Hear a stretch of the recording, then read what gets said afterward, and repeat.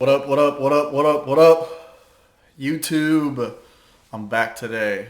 I wanted to clarify some of the stuff I said about the market because I don't know, I got in some discussions with dudes about the market and they're like, "Oh my god, there's actually a dip. You're just ignorant. You don't know what you're talking about. You just keep living in 2015." Okay, I got it. Yeah. So some of the bias that I have is, I came into the market early, and I think that some of that comes out when I talk about the market. And I mean, can't help it. I came into the market in 2017. I remember it as far back as 2011 and 2010, because that's when I was buying cards and boxes and stuff. I wasn't grading until 16. I wasn't really aware of graded cards until 15, 14. I don't think I bought my first graded card till it was 2015. So I'm going to show you guys how I see the market a little bit more. So, and I'm going to talk in generalisms so that you can apply this to different things in your sphere of understanding and how long you've been in the market, whatever. So I'm not going to talk prices. I'm going to talk value in terms of supply, demand, market cap, collectors, number of collectors, collector base. That way you can understand how I see the dip in the market. So do I think there's a dip in the market? I'm going to give you the bottom line up front. I don't see it as a dip in the market. I don't see it as a dip because I don't like the terminology. So to me, a dip in the market implies that we hit a price and the market came down. I don't think the market came down. I think cards came down, specific cards. So, you talk about microcosms of the market in Yu-Gi-Oh, PSA 9, Blue Eyes White Dragons corrected. Okay. Yep. You got me. Those cards dipped in the market, right? In the market, which didn't dip. So I think that when you split the hair enough times, you can eventually get to the point where you're right. There was a dip in whatever, you could say Simply Unlucky sold a pack of Pharaoh Servant for $400, right? And I bought the same cards that somebody pulled, the rare that the dude pulled in the pack. Those, they dipped. Got it. So let's talk a little bit more about the market, and I'll clarify some things so that you can understand the market, how it moved from where it was in 15, 16, 17 to where it is now. And then I will complicate things and fuck with your mind, and you can think about it in terms of, what happened to the market and why it's like this, and oh my god, the dip is coming, or oh my god, the world's ending, prices haven't doubled and tripled in 8 months or 2 months or 3 months. I think that people who were born in my generation and people particularly younger than my generation are used to instant gratification. You don't I don't think you come into the market and immediately make the money. You need to do something more than buy the card, right? And most of us who are sitting here and talking to you on YouTube about buying these cards, and you're oh my god, of course, of course he doesn't give a shit. Of course he doesn't see the dip. He has so much money in these cards. To me, it wasn't about the money. When I came back to Yu-Gi-Oh, the LOB boxes were $150 a box. There were cases of 36s and 24s of Pharaoh Servant, Magic Ruler. There were just cases of them. They were $60 a box. It wasn't about the money. I bought the boxes, opened the packs, had a good time, played with the cards. It was 2011 was a great time to be buying sealed product. 13 LOB boxes were $500 then in 13. TP1 boxes were 200, $150. TP2 boxes were $200. So for us who have been here in the market for a long time, you guys are just coming back in 2019, 2020, and you're oh my god, of course he doesn't give a shit. I gave a shit, but I gave a shit about something you didn't give a shit about, right? Or I give a shit about something that is different from what you give a shit about. I didn't give a shit about the money. I gave a shit about the cards. I wanted the cards, right? And when you come back and you're like, oh my God, he's so much money. Of course he doesn't care. Like, yeah, but you're putting that on me. I don't like. Anyways, I'm digressing. I'm going down a goat trail. I'm just whining now. I don't want to whine to you guys. All right, let's take a look at this stuff that I made. I made a couple of things so that you can kind of compartment, understand, and visualize. Sorry, Dylan. This is going to be a little more visual than conversational, but I'll try and make it conversational for my earphone listeners. But let's get into this. So let me show you guys this. I made this thing, right? Ooh, big brain. All right, so let's take a look at this. All right, so let S be the supply of whatever. Call it like the whole market, okay? Let D the cyan thing, let D be the demand, right? Let M, the green circle, let that be the market cap. That's like how much the entire market is worth, say, right? And let C be the number of collectors in the market. Okay, so in 15, and I'm going to put this here, like you guys don't necessarily need to understand what this is yet, but this is the center of gravity in the market, right? This is where like gravity is pulling things, okay? And again, like the center of gravity is important because I think that if you compare if you compare it to a hive mind, say, right? Think of the center of gravity like gravity, right? The Earth pulls everything in, right? Or gravity pulls stuff in a general direction or whatever, you know. So if you have a center of gravity that moves in a market, it attracts other people to that center of gravity. So it attracts people in a specific direction. So when you look at people who come into the market, say like, I'm probably getting ahead of myself here, in like late 2020, right? And they're like, oh my God, I'm coming into Yugioh, I must buy LOB. Like, why do people think that? Center of gravity. Okay, let's talk about this though. So this is the market in 15 to 17, right? There's tons of supply, right? Demand is pretty low. Nobody really in the market. There's like Team Rocket boxes. I'm never going to reference Pokemon ever again. Team Rocket boxes, I think I was buying them for like $300 to $400 at this point. You got a pretty low market cap. Market's not really worth a lot, right? Prize cards are like 6K at the time. I'm talking like ultra rare prize cards, like 6 in the world prize cards, 6K. And you've got a number of collectors that are relatively small, right? So let's transition to 2018. We're going to talk about 18 now. So we grow, right? We're growing. We grow supply, right? We grow demand. Whoa, what happens? We grow collectors more than the market cap in 18, right? So more people come in than the market is actually growing as a dollar figure, right? So you put the market cap as a dollar figure, say, and you say, okay, we had more collectors come in than the market cap grew. What does that really mean? Well, it's kind of like a ratio, right? Because like obviously we're talking about apples and oranges here. So, you know, when you equate these things, you got to do it like in a proportional way so that the numbers make sense in your head. So think about it like this. If you quantified the number of collectors as X and you quantified the number of, or we'll just say C because that's what we're saying, C. And you quantify the number of the market cap value as M, right? So you got to say like, as a ratio, like what is growing faster? And so you compare those two, like if they're equal here, 1-to-1, right?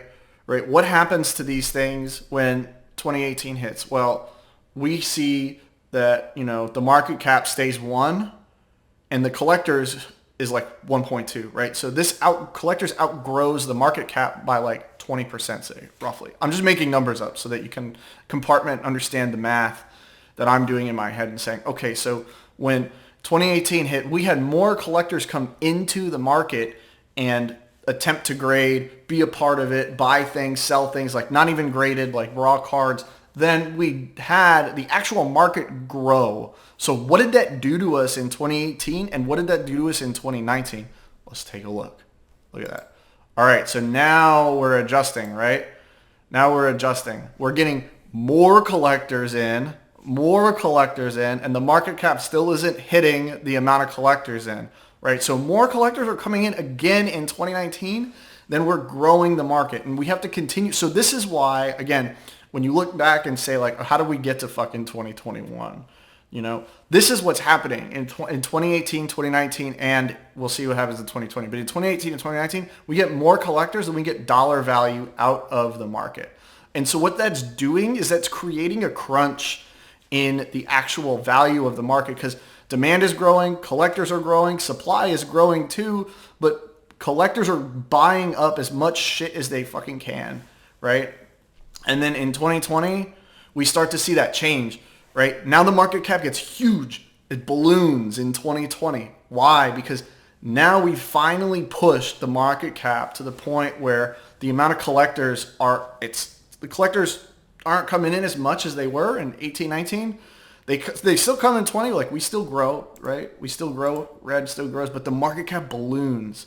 That's a product of us having more collectors and more demand than the supply grew, as well as having a market cap that is like lagging behind the growth in the market, right? Because we want to grow proportionally, right? The market wants to grow proportionally. So I'm going to fuck with your mind in a little bit in that regard, but that's generally what we're looking at. That's how I see it, right? So when I see the market in 2020, when you look back, right, hindsight is 2020, no pun intended. You look back and you say, look, how did we get to this point? That's how it happened. I was there. So that's my interpretation of what happened. So now we're in the 2021 market, right? So let's call this the current market. We'll say what happened. Like, why is it stagnating? Where's the dip? All right. Why is it stagnating? Why are people not making 8K on their 4K investments in 2 months like they did last year? Well, it's pretty easy, right? We don't have as many collectors coming in again this year, right? We didn't have as many collectors coming in. The market cap kind of grew, right? But demand did not really grow that much. Demand didn't really change in 2021. There's still demand. You know what I mean? Demand still grows. I think I didn't really change the circle, but let's say that it grew, right? Relatively, we'll just say like this is not for scale. Demand grows in 2021, but the market cap outpaces, I think, the demand. Right. And so people aren't willing to pay the price right now. They're not comfortable with the market. And there's some supply, right? There's some supply issues. And the collector doesn't change. All right. Maybe that's going to jive something in your mind that'll make you think about the market get better. Okay. So you can't see this because my little square is in the way, but this is about to look like a Van Gogh. Okay. So take this, right? Let's take a look at 2019 real quick. Cause like I'm going to kind of do something that maybe will help you understand the microcosm in here that will show you like how we get to a dip, right? In specific sections of the market, not as a market as a whole. Because I don't think the market is dipping. Like you could say that the market is actually like leveling out. Thank God, right? It was like we were going on a trip forever. Oh my God, we finally leveled the fuck out. Holy shit. All right, so like think about it like this. All right, I'm gonna blow your mind. All right, look at that. Woo. All right, so let's look at 2019. I'm gonna drag this down here just so you guys can like look at this. All right, this is a perfect market, right? Circles are like perfect. All right, here we go. Boom. What happened there? All right, what did I do? So basically what I did was I said, okay, again, black line is supply, right?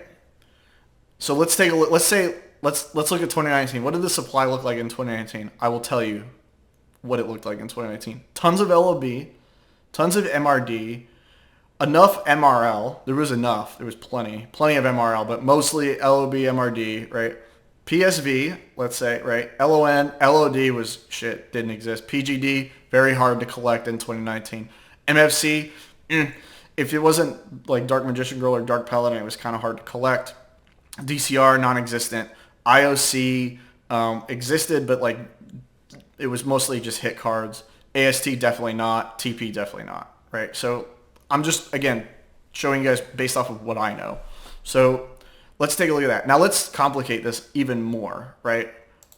All right, let's take a look at demand, right? Let's turn demand into a real functional world, right? Not perfect, right? Because again, perfect circle.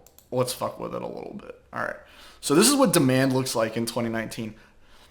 I tried to fuck with these like lines a little bit, but anyways, let me explain. So when you look at demand in 2019, right?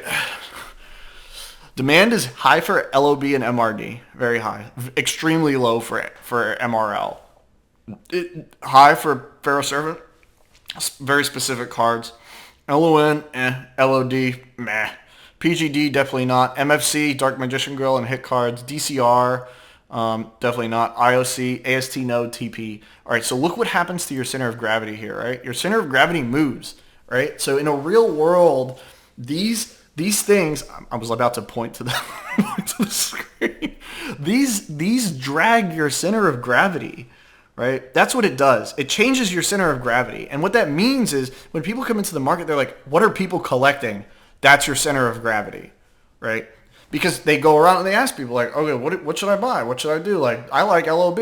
I like MRD. I like IOC. Like, that's what I'm going to collect. And it attracts. It attracts people, right? It attracts people. That's what the center of gravity is for. It shows you where your market is focused. Your market is focused here on very specific things, and it changes your center of gravity. All right, let's look at what and let me explain this a little bit. So demand is perfect, right? Or no, that's not demand. Cyan is demand. The collector circle is a perfect circle because it's just a number. It doesn't really mean anything, and your market cap is a number. You could make market cap a real world function, but I didn't want to like spend too much time. I wanted to present the concept to everybody more so than I wanted to turn this into like a no shit functional thing. So, and again, like I'm making this up, like I'm generalizing this. So like this isn't based off of like some statistical Excel spreadsheet that I created over the course of 20 years. This is just like my Van Gogh understanding of the market. So when you take this and you enter into 2020, well, let me explain one more thing. So there are a couple of things here that I did on purpose. What I did here was I showed demand dipping below the actual collector number here for MRL, right? Because in 2019, MRL was trash. It was garbage, man. And what else happened in 2019? LOB, SMR, and PSA's magazine came out. Also, DCR dips below the market. MFC is way above the market. PGD, LOD, LON, kind of below the market. LON, you can say this is like Dark Necrosphere and Gemini Elf and crap like that, right? So, and this is all Jinzo right here, 100%. I'm not even lying to you. I'm not even lying to you. Like Jinzo is basically like Atlas. He's like the Atlas for Pharaoh Servant to me. Like he carries the entire set on his back, 100%. Winzo! That's it. That's how he does it. That's how he does it. All right, so let's look at 2020. What happens in 2020?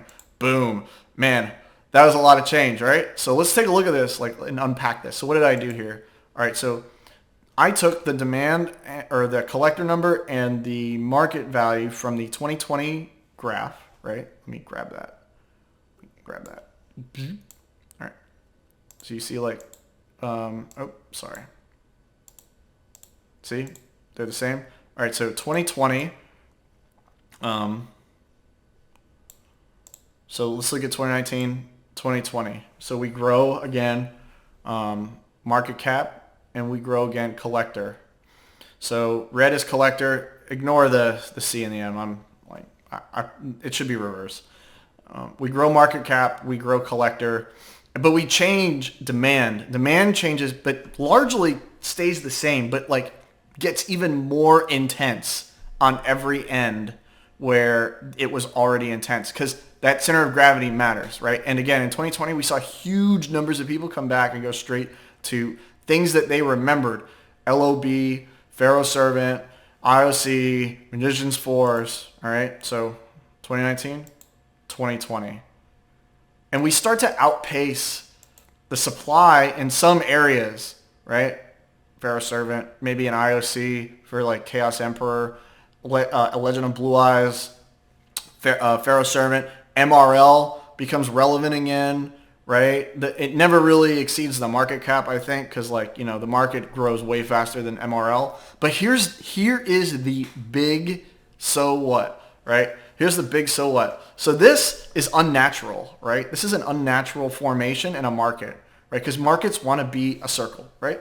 Everything wants to be perfect, right? That's the way it is. Like water, like it's like a fluid. Imagine like the market like a fluid. Fluids want to level out. They want to be balanced. So markets want to be balanced too. So you have to understand that like this is an unnatural formation in the market because again, we're we are at a point where we're growing faster in some sections of the market than we're supposed to be, I think. And I think that's what's causing the dip that people think that they're seeing in the whole market, when really they're only looking at like very specific places and saying, oh my God, my whole world is focused on LOB. The market is crashing. No, the market is not crashing, man. Other things are coming up with the market, and LOB is coming back down to fucking earth. This is okay. We're fine with this. We should be okay with this. We should not panic. Don't panic. It's okay. All right. So look, again, I'm going to illustrate this. This is what the market wants to be. This is what the market wants to be. And this is where we are. Okay? This is where we are. This is where the market wants to be. All right, I guess it's already on there. I didn't need to show you that. But this is where the market wants to be. Imagine that black line, but it wants to be like that. All right? Like that gray line. And then the blue line, it wants to be like that blue hashed line. Okay?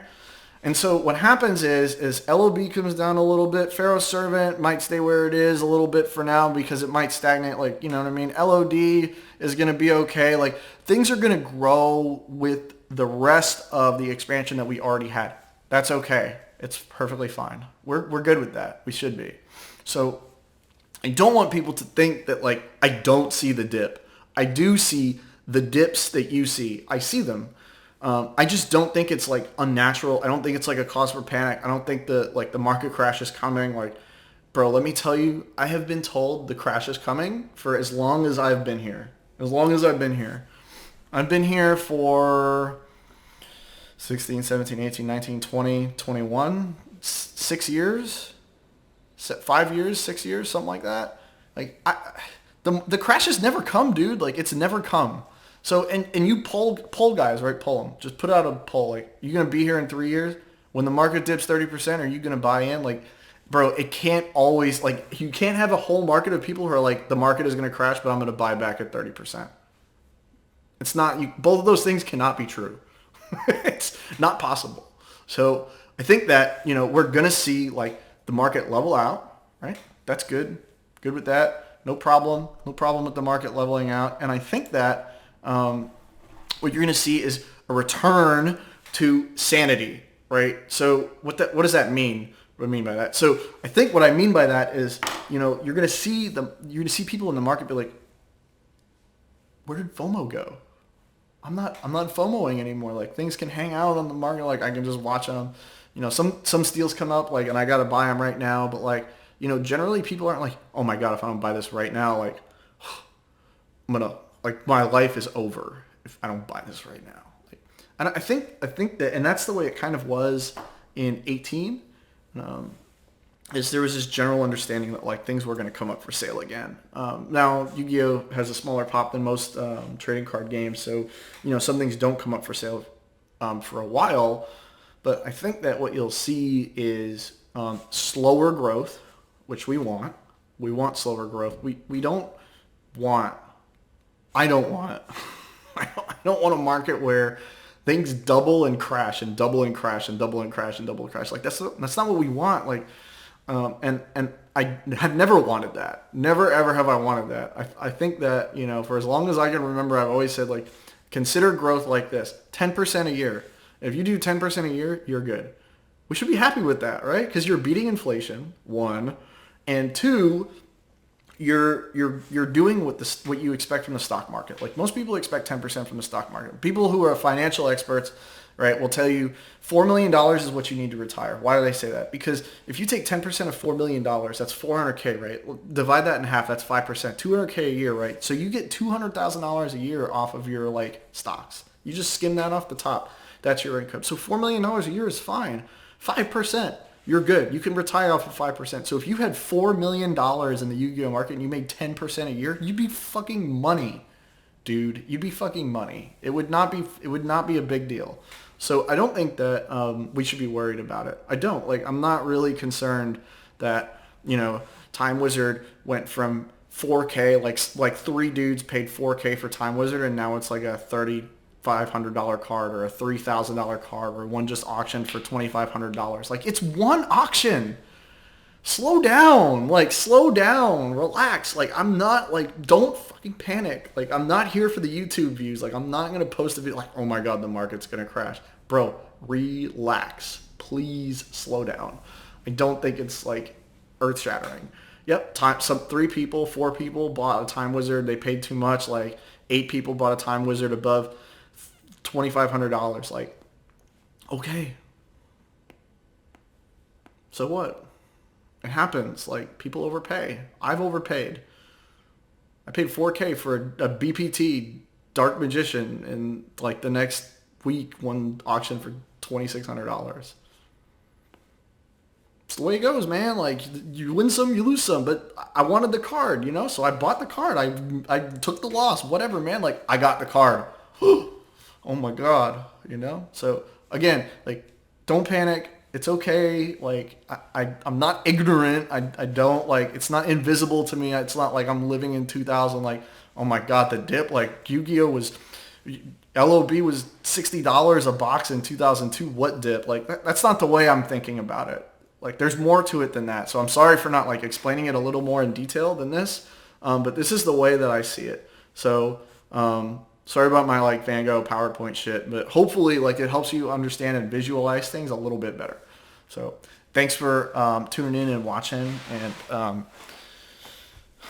like, I know I don't make regular YouTubes, man. Like, I don't have, like, a schedule. I'm super sorry. Like, I'll just continue to produce content, like, whenever, and I'm gonna, like, try and get on a schedule, or at least, like, produce, like, 2 or 3 things a week or something like that. Okay. All right. Thanks again for coming through and watching this shit. I'll see you guys later.